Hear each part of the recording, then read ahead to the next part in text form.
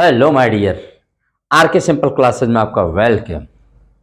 Today I am going to teach you a very important lesson full of masses, full of information, a very important lesson.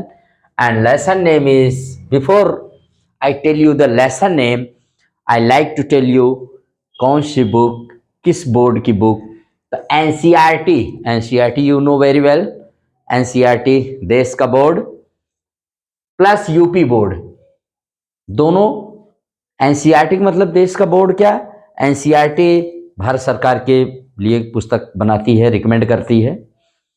और देश का जो सबसे महत्वपूर्ण board है CBSE में एनसीईआरटी की ही बुक्स चलती हैं।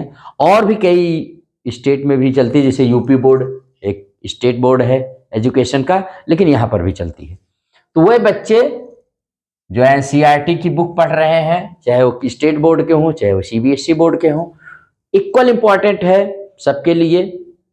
और इस लेसन में का जो सब्जेक्ट है आज वो इंग्लिश है और क्लास है 9 और lesson name is the beggar, author name is या writer name is Anton Chekhov. तो बैगर, यू नो बेग माने क्या होता है, भीख मांगना भाई, चिरौरी करना, विनती करना। और भीख मांगने के तो आप जानते हैं ना क्या क्या तरीके होते हैं।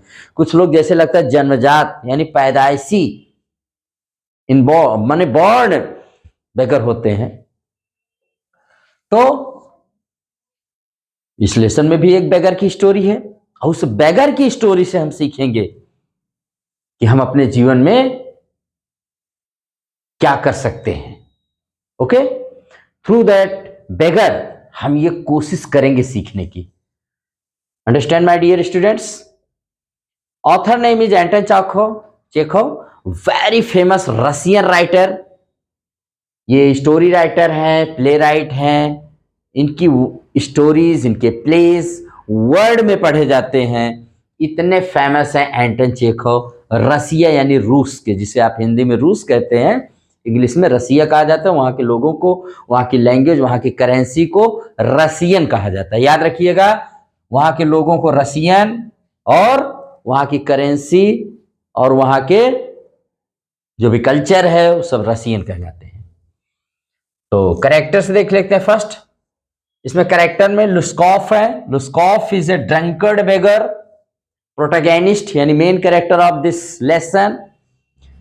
ये ड्रंकर्ड है, एकदम पियक्कड़, झूम शराबी झूम वाले पियक्कड़ हैं ये। इनको जिंदगी में सब कुछ करिए मगर काम मत करवाइए। काम से हेट करते हैं, पीने से लव करते हैं। ये है, यही इसका प्रोटैगनिस्ट मेन कैरेक्टर, मुख्य किरदार यही है। इसी के इर्द गिर्द पूरी स्टोरी आपकी चलेगी। इनको आप जानते हैं, लुस्कॉफ इज अ बेगर। सरगेई एक लायर है या एडवोकेट है, ए लायर और एन एडवोकेट, जो इसकी हेल्प करते हैं लुस्कॉफ की।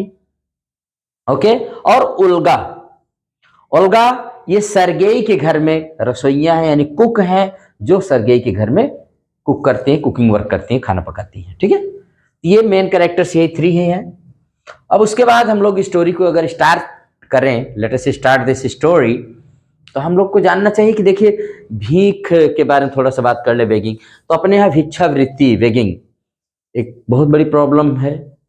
और पुराने जमाने में एजुकेशन सिस्टम में स्टूडेंट से भीख मंगवाई जाती थी। आप वेद माने जब गुरुकुल में बच्चे पढ़ते थे, देखिए भीख एक जगह जहां पर अगर आदत बन जाए तो इससे बुरी चीज कोई नहीं है। लेकिन अगर एक शिक्षा के तौर पर भूख माने भीख को देखा जाए, बेगिंग को, तो आप समझ लीजिए कि एक अच्छी चीज है, क्योंकि इससे एक व्यक्ति का आत्मसम्मान, एक जो अहम की भावना, एक ईगो होता है, वो नष्ट होता है। वो व्यक्ति एक सोशल ह्यूमन बीइंग बन जाता है, सोशल बीइंग हो जाता है, सामाजिक व्यक्ति बनता है। तो कुछ सेंस में अच्छा है, लेकिन जब आपके अंदर, क्योंकि वो सामाजिक व्यक्ति जब बनता है तो समाज में रहने योग्य हो जाता है। तो आज तो भाई बेगिंग, कुछ लोग बेगिंग करना पसंद है, जिसमें कटोरे में भीख, लोग भीख मंगे बेगर मांगते हैं, उसको बेगिंग बाउल कहते हैं। आर्म्स, आर्म्स माने एक वर्ड होता है ALMS, आर्म्स पढ़ते हैं, एल साइलेंट है। आर्म्स माने भी होता है भिक्षा। ठीक है, तो जानते रहिएगा इसको कि बेगिंग अगर प्रोफेशन बन जाए, हैबिट बन जाए तो बैड है, लेकिन अगर ये एक शिक्षा के तौर पर दी जाती है, वैसे अब भिक्षावृत्ति नहीं पढ़ाई जाती कहीं पर, मैंने कहा पुराने जमाने में चलता था, अब नहीं चलता ये, ठीक है। लेकिन समाज में हमें लेन देन जो होता है, आपस में गिव एंड टेक की भावना, ये क्वालिटी होनी चाहिए, समाज इससे आगे बढ़ता है, ये भी जानते रहेंगे। लेकिन इसका ये मतलब नहीं कि आप भिखारी बन जाइए। तो आइए अपने कम टू द पॉइंट पर आते हैं। ये स्टोरी हमें क्या कहती है, क्या सिखाती है, क्या मैसेज देती है, आखिर ये एंटन चेखोव साहब की ये स्टोरी हमें क्या सिखाएगी। तो देखिए, इस स्टोरी की स्टार्टिंग ऐसे होती है, इसमें सर्गेई जो होता है, एक बैगर है, उसके सामने आता है, और सर्गेई कहीं जा रहे हैं, तो बैगर मिलता है, कहता है सर प्लीज दया दिखा दीजिए, कई दिन से मैंने खाना नहीं खाया, बहुत मैं पुअर हूं, प्लीज सर मुझ पर दया दिखाइए। और मैं एक टीचर था, आई वॉज ए टीचर, लेकिन कुछ लोगों ने कॉन्स्पिरेसी इंट्रोड्यूस करके ना मुझे नौकरी से निकाल दिया गया है। जानते हैं बेगर्स के हजारों बहाने, थाउजेंड्स ऑफ प्रिटेंड्स वो जानते हैं। और सर्गेई उसको कोशिश करता है, यार ये टीचर है, ठीक है, लेकिन वो कुछ कोशिश कर रहा है यार कि ये कहा, मैंने इसको कहीं देखा है, I have seen this man somewhere. तभी उसके शूज से, जूते से, एक जूता ऊपर है, एक जूता नीचे है। कहता हो, I know I know I know I know mister you, I know you very well, you are the man. इसके पहले जब तुम मिले थे तो मुझे बताया थे कि तुम तो स्टूडेंट हो, और आज अगर तुम मिल रहे हो तो कह रहे हो टीचर हो। इसका मतलब तुम कुछ नहीं, you are a fraud, you are a cheat, तुम कुछ नहीं हो, सिर्फ धोखेबाज हो। मैं अभी पुलिस को कॉल करता हूं और तुम जैसे व्यक्तियों को बिहाइंड द प्रिजन, जेल के अंदर डलवा देता हूं। और ये बंदा डर जाता है, क्योंकि है तो है, भीख तो मांग ही रहा था, ये डर जाता है और अपनी सच्चाई बता देता है। And truth is that the beggar Lushkoff reveals the truth. Truth क्या है भाई? ये बताता है कि मैं एक रशियन सिंगिंग ग्रुप में था, जहां पर वो होते ना क्वायर जैसे ग्रुप होते हैं गाने बजाने वाले, कह रहा उस ग्रुप में मैं था, लेकिन अपनी इस हैबिट ऑफ ड्रिंकिंग की वजह से, ये मेरी जो पीने की आदत है ना, अब भाई बताइए कोई म्यूजिक ग्रुप में है या किसी में है, पता लगा आपको बजाना, आप पी के पड़े हैं, तो कह रहा है कि मेरी इस वजह से मैं ग्रुप से निकाल दिया गया। अब चूंकि मुझे भूख तो लगती है, जीना तो है ही, आई हैव टू लिव, तो इसके लिए मैं भीख मांगता हूं, ठीक है। और उसके बाद ये कहता है कि I have no work to do, क्योंकि इन्होंने कहा ना कि आप भीख क्यों मांगते हैं, आप वर्क करिए ना। जैसे अभी कोई बड़ा व्यक्ति, जैसे हम ही हैं या कोई और व्यक्ति है और भीख मांगे, जो पूरा एकदम सही दिख रहा है, यंग है, सब कुछ है, ही कैन डू वर्क, वो काम कर सकता है, तो समाज का कोई व्यक्ति उसको भीख देना पसंद नहीं करेगा, माय डियर स्टूडेंट्स। तो इसलिए वो कहता है कि तुम यार वर्क क्यों नहीं करते, तो कहता है आई हैव नो वर्क। ये कहता है ठीक है, मैं तुम्हें वर्क दूंगा, वो ऑफर करता है वर्क को कि I will give you work. अब ये बंदा फंस जाता है, यानी हमारा बेगर लुस्कॉफ कहता ओहो, अब सेम और प्राइड, अपने शर्म और घमंड, गर्व को बचाने के लिए ये कहता है ठीक है। ये कहता है कि can you chop the wood, क्या तुम लकड़ी काट सकते हो, चॉपिंग द वुड, लकड़ी काटने का काम करोगे, तो कहता है ठीक है, एनी वर्क, कुछ भी दे दो। और ये आता है जब इसके घर पर, तो यहां पर इसकी मुलाकात ओल्गा से होती। ओल्गा जो इनके घर में कुक है, ये सर्गेई कहता है कि ओल्गा ले जाओ इसको वुड सेट में ले जाओ, जहां लकड़ी रखी हुई, इससे लकड़ी चॉपिंग करवाओ। और ये लेके जाती है कि देखती है, ओल्गा बहुत क्रोधित होती है, शी बिकम्स वेरी एंग्री। ऐसा बंदा जो लकड़ी क्या, वो तिनका भी नहीं चॉप कर सकता था, और उसको लाए हैं उनको, यहां तक कि वो कहती है कि ये कहां से, स्केयर क्रो, स्केयर क्रो माने होता है जैसे खेतों में खड़े नहीं होते पशुओं पक्षियों को डराने के लिए बीच में वो मुंडी उंडी रख करके, बिजूखा कहते हैं वैसे, और इंग्लिश में स्केयर क्रो। कहता है ये स्केयर क्रो कहां से लाए, कौन इसको चॉपिंग करेगा, मन में कह रही है।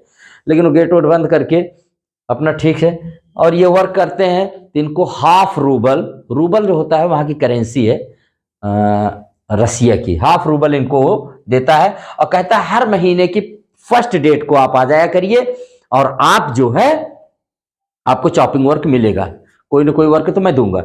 उसके बाद ये आना शुरू कर देता है रेगुलर, माने अकेजनली आता है, काफी बार आता रहता है। तो वेरियस टाइप्स ऑफ वर्क इनके घर में, कभी खिड़की साफ करना, कभी वो मैट्रेस वैट्रेस या पर्दे वर्दे जो भी है, तमाम तरह के वर्क वो सरगेई इनको देने लगता है, असाइनमेंट या वर्क देता है, और जिसके किसी तरह से अपना करते हैं। फिर उसके बाद एक दिन वो अपने घर को चेंज करता है और ये समझता है कि अब ये लुस्कॉफ जो है ना, ये बेगर जो है, वो जैसे बहुत सुधर सा गया है, अब इसको कोई नाइस वर्क चाहिए। मीनियल वर्क मतलब बहुत मेहनत वाला वर्क या मजदूर वाला वर्क इसको ना मिले, और इसके लिए वो उसको एक लेटर लिख कर देता है कि मिस्टर लुस्कॉफ, इसको ले जाओ मेरे फ्रेंड के पास और हो सकता है तुमको अच्छा वर्क वो दे। सरगेई उनके घर से जाता है, लेकिन फिर कभी भी लौट के नहीं आता है, चला जाता है सरगेई।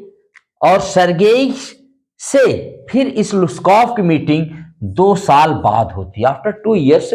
जब एक दिन सरगेई थिएटर में गए हैं, वहां देखते हैं कि लुस्कॉफ जैसा कोई व्यक्ति अपना वो टिकट जहां पर है, विंडो टिकट होते जहां टिकट मिलते वहां सरगेई जैसा कोई व्यक्ति बैठा हुआ है। वो कहता है अरे ये सरगेई है, ऐसा वर्क कर रहा है।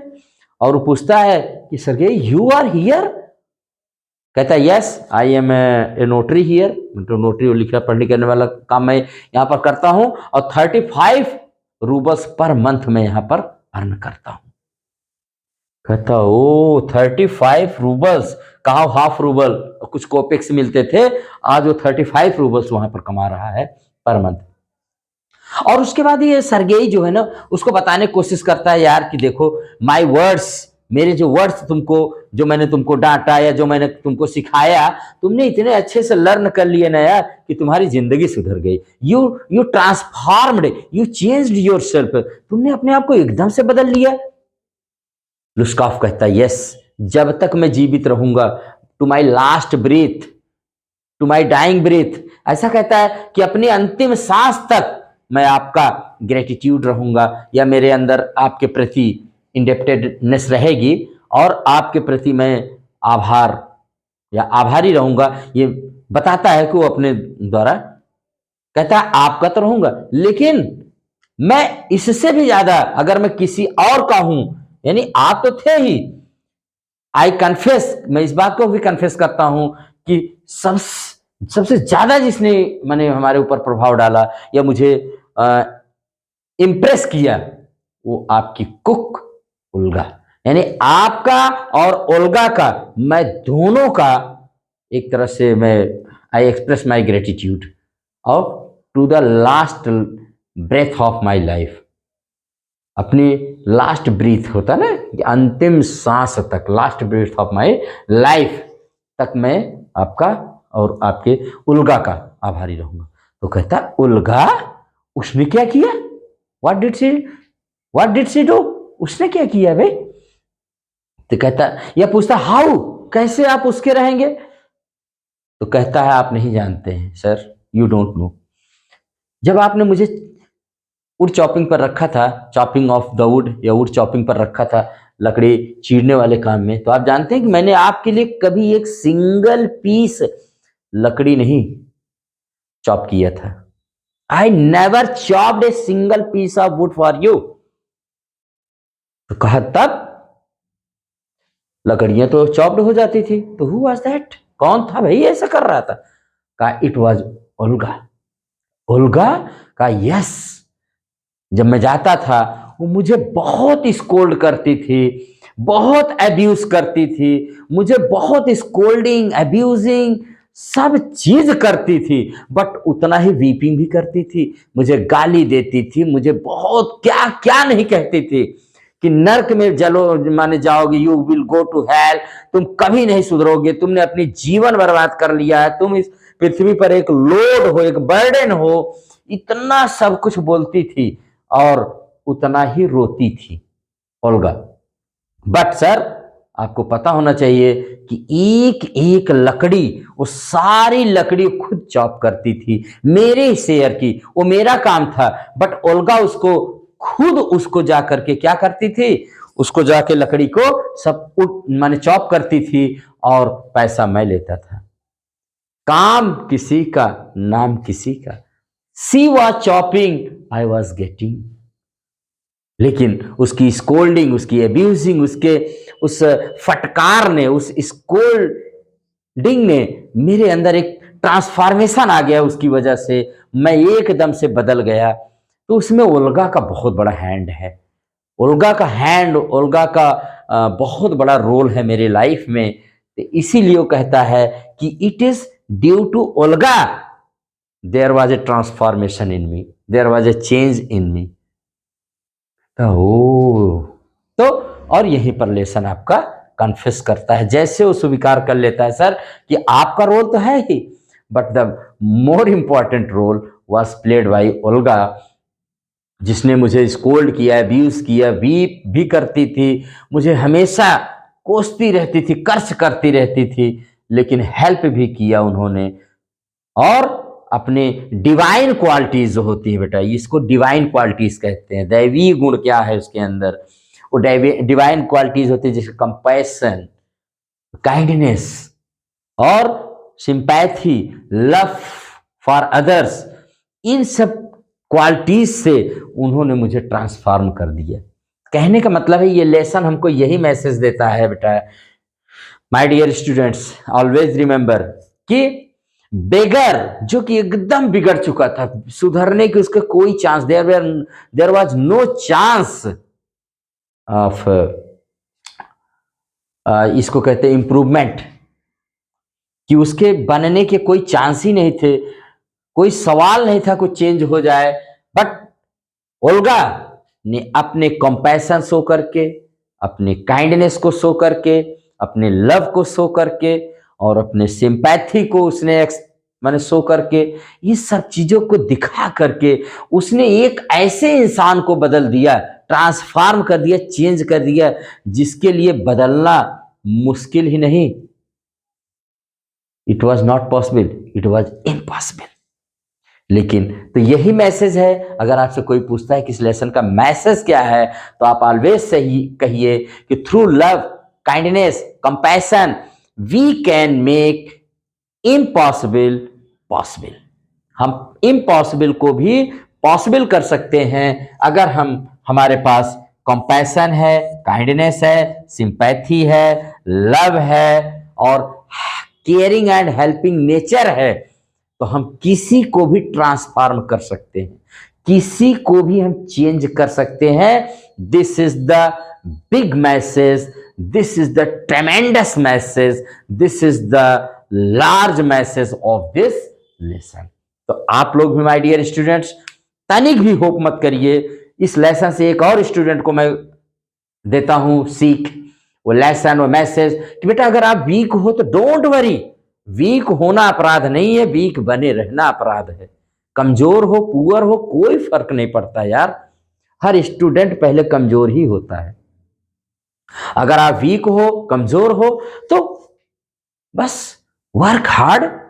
एक बैगर समझ सकते, एक बैगर वो भी ड्रंकर्ड है, अगर वो सुधर सकता, he can earn so much, तो आप भी देखो बेटा, जब अर्न लर्न करोगे तो एक दिन अर्न करोगे।